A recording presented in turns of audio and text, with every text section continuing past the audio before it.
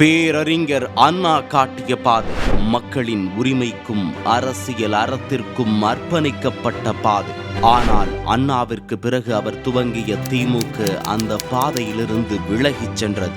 அண்ணாவை பற்றி உதட்டளவில் மட்டுமே பேசி அவரின் அரசியல் தத்துவத்தையும் சித்தாந்தத்தையும் கொள்கையையும் குப்பையிலிட்டு சுய லாபத்திற்காகவும் சொந்த குடும்பத்தை அதிகாரத்தில் வைத்து அதை காப்பாற்றிடச் செய்யும் செயல்கள் அனைத்துமே அண்ணா கண்ட திராவிடத்திற்கு எதிரான பாதை என்பதுதான் உண்மை.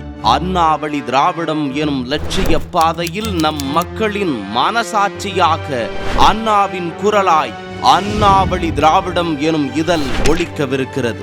மாதம் 2 முறை டிஜிட்டல் வடிவில் வெளியாகும் இந்த இதழில் திமுகவால் திட்டமிட்டு மறைக்கப்பட்ட உண்மைகள் வெளிவரும்.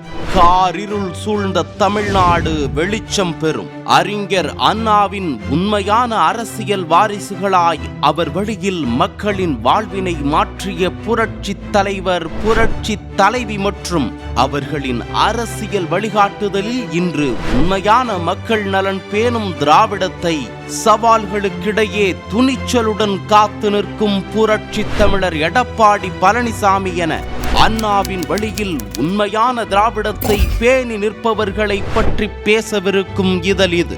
அண்ணா வழி திராவிடம் இது வெறும் பத்திரிகை அல்ல. அறிஞர் அண்ணாவின் திராவிடத்தை உலகிற்கு ஓங்கி உரைக்கும் டிஜிட்டல் புரட்சி. செப்டம்பர் 17 முதல்